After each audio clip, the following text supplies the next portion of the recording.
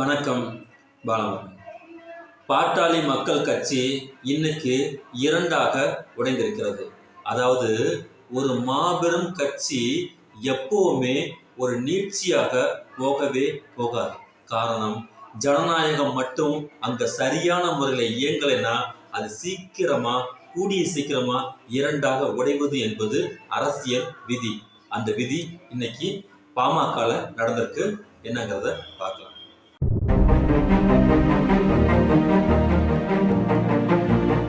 வாரிசு அரசியல் அப்படிங்கிற ஒரு விஷயத்த தொடர்ச்சியா தமிழக அரசியல்ல வந்துகிட்டு அனைவராலுமே பேசப்படுது. குறிப்பா யார் இந்த வாரிசு அரசியல் அப்படிங்கிற வார்த்தையை கையில எடுக்கிறாங்கன்னு கேட்டீங்கன்னா பிஜேபி, RSS வகைராக்கள் தான் இத புதுசா தமிழ்நாட்டுக்கு இந்த வார்த்தையை கொண்டு வந்து விட்டோம்னா மக்கள்கிட்ட வந்துகிட்டு மிகப்பெரிய அளவுக்கு வாக்குகளை அள்ளிடலாம், போனி பண்ணிடலாம் அப்படிங்கிற எண்ணத்துல தான் கொண்டு வந்து முதல்ல விட்டாங்க. ஆனா கொடுமை என்னன்னு கேட்டீங்கன்னா, வாரிசு அரசியலுடைய மூலம் வித்து எதுன்னு கேட்டீங்கன்னா இந்த பிஜேபி, RSSங்கிறது பழைய ஃபார்முலா, எல்லாருக்கும் அது தெரிஞ்ச விஷயம். ஆனா திமுக அப்படிங்கிற ஒரு மாபெரும் கோட்டையை முன்வைத்து இவர்கள் சொல்லக்கூடிய இந்த வாரிசு அரசியல் அப்படிங்கிற வார்த்தை தமிழ்நாட்டில் எடுபடாம போனதுக்கு முக்கியமான காரணம் ஒன்று இருக்கு. காரணம் என்னன்னு கேட்டுட்டீங்கன்னா அந்த திமுக இருக்கக்கூடிய ஜனநாயக தன்மை. ரெண்டாவது முக்கியமான விஷயம் என்னன்னு கேட்டீங்கன்னா அதுல இருக்கக்கூடிய வாரிசு அப்படிங்கிறது வந்து சுகபோகமான வாரிசுடைய கண்டினியூஷனா இருக்கக்கூடிய ஃபார்மேட்டிக்கான ஒரு அரசியல் அப்படிங்கிறது அங்க கிடையவே கிடையாது. அவங்க என்ன பண்றாங்க கேட்டீங்கன்னா தன் பக்கத்தில் இருக்கக்கூடிய நம்பகத்தன்மை, எல்லா அரசியலுக்குள்ளேயும் துரோகம் இருக்கத்தான் செய்யும். துரோகம்ங்கிறது அரசியலோட ஒரு வேறாகத்தான் இன்றைக்கு வரைக்கும் இருக்கு. வரலாறு நெடுகளை நம்ம அதைத்தான் பார்த்துட்டு இருக்கோம்.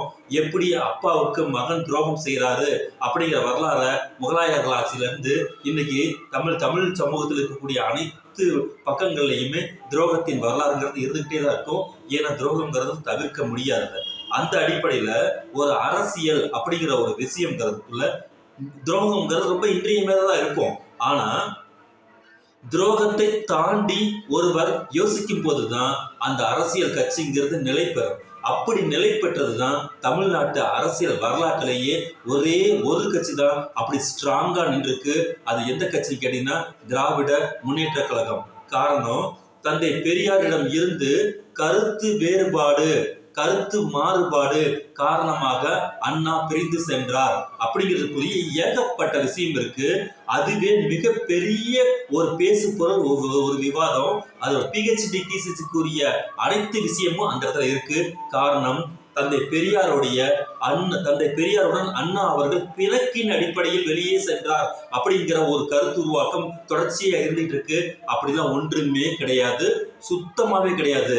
ஐயாவின் மீது அளவற்ற அன்பு, அதாவது பசிபிக் கடல்ல இருக்கக்கூடிய மேல்மட்டம் எவ்வளவு தழும்பும், எந்த விதமான ஆர்ப்பாட்டமும் பண்ணாம எவ்வளவு தழும்பும், ஆனால் அதோடைய டெப்த் எவ்வளவு இருக்கும், அந்த அளவுக்கு டெப்தான அன்பு தான் அறிஞர் அண்ணாவுடைய அன்பு தந்தை பெரியாரின் மீது.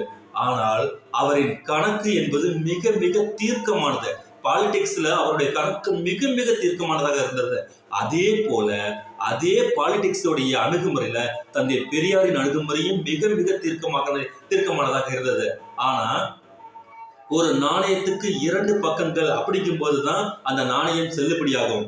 ஆனால் தந்தை பெரியாருடைய அந்த எண்ணமும் அறிஞர் அண்ணாவின் எண்ணமும் 2 வேறு பாதைகளாக இருந்தது.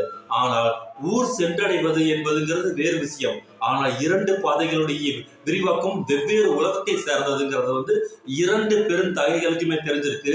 அதன் அடிப்படையில தான் என்ன காரணத்தை சொல்லிக்கொண்டு பெரியாரிடம் இருந்து நாம் பிரிந்து கட்சியை உருவாக்குவது அப்படிங்கிற குழப்ப நிலை உருவாகும் போது அண்ணா எடுத்த ஒரு காரியம் தான் பொருந்தாத திருமணம்ங்கிற ஒரு வார்த்தையை. அந்த வார்த்தையை சொல்லும் போதே அது சப்பக்கட்டான வார்த்தை தாங்கிறது அண்ணாவுக்கும் தெரியும். பிற்காலகட்டத்தில் அந்த வார்த்தையை நாங்கள் உங்களை அதிகமாக பேசி இருக்கிறோம், என்ன சொல்றது, பெருசுப்படுத்திக்காதீங்க. நான் மணியமையாரிடமே காஃபி சாப்பிட்டு இருக்கும்போது அந்த வார்த்தை சொல்லியிருக்காரு.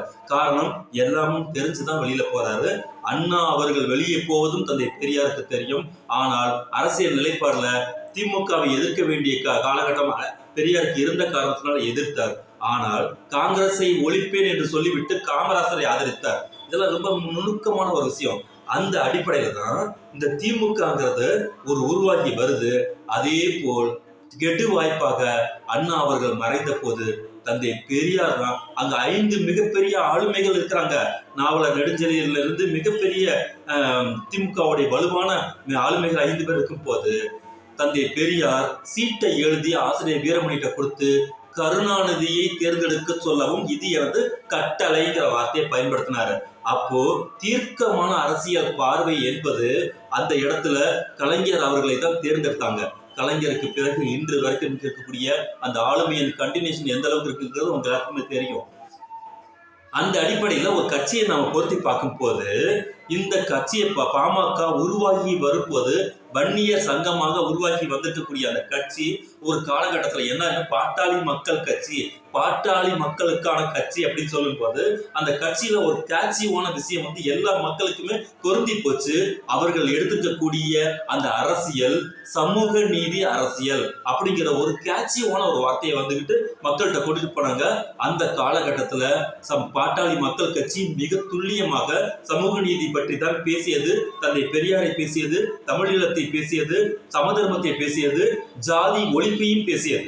இவ்வளவுத்தையும் பேசும்போது மக்கள் அந்த பாட்டாளி மக்கள் கட்சியை அங்கீகரித்தார்கள்.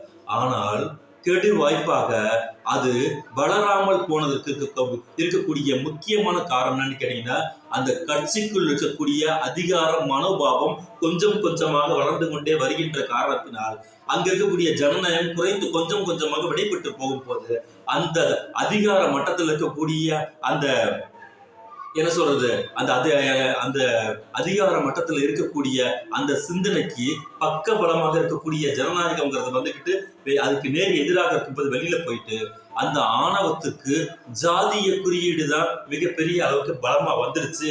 அது ஒன்றை தவிர நம்ம வந்து வேற டிராவல் பண்ண முடியாது.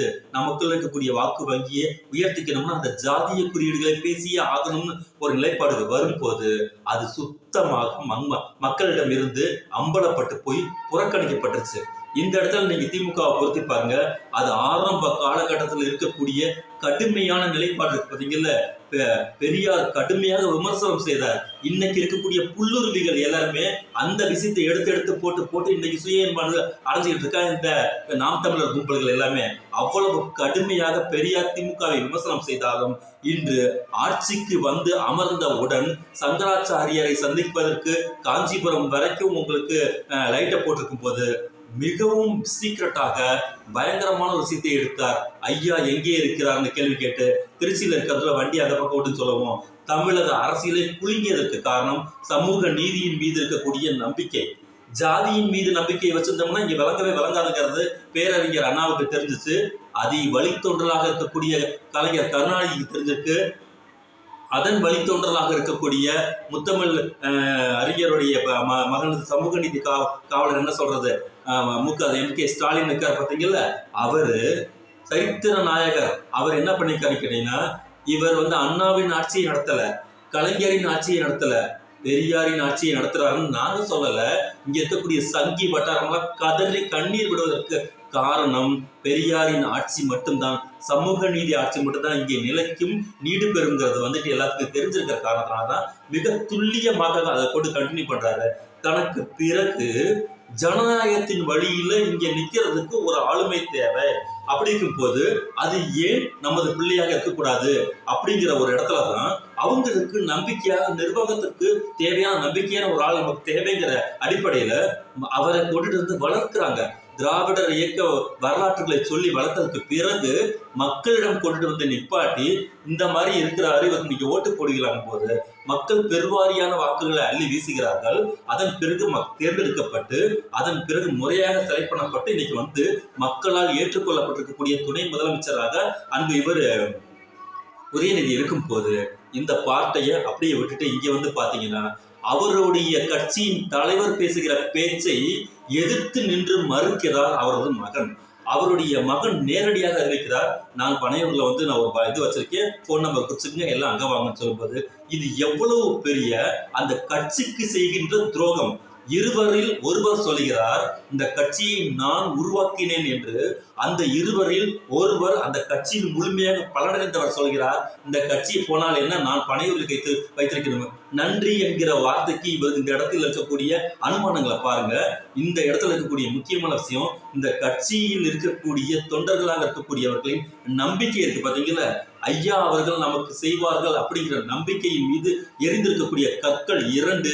ஒன்று இன்றைக்கு டாக்டர் ராமதாஸ் எரிஞ்சிருக்காரு, இன்னும் டாக்டர் அம்புமணி ராமதாஸ் எரிஞ்சிருக்காங்க.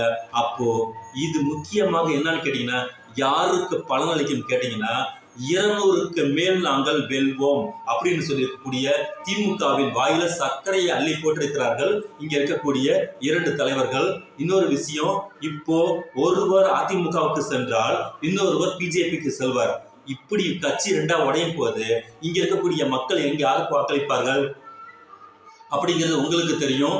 ஆக இந்த இடத்துல சமூக நீதி அப்படிங்கிற ஒரு மிகப்பெரிய தத்துவத்திற்கு எந்த அரசியல் கட்சிகள் வாக்களிக்க எந்த ஆதரவு அளிக்கின்றதோ அந்த கட்சிகளுக்கு தான் தமிழர்களாகிய மக்கள் என்ன பண்ணுவாங்கன்னு கேட்டீங்கன்னா ஆதரவு அளிப்பார்கள், ஆதரவு நல்குவார்கள். அதன் அடிப்படையில தான் இந்த கட்சியும் இவ்வளவு நாள் இயங்கிக்கிட்டு இருந்தது.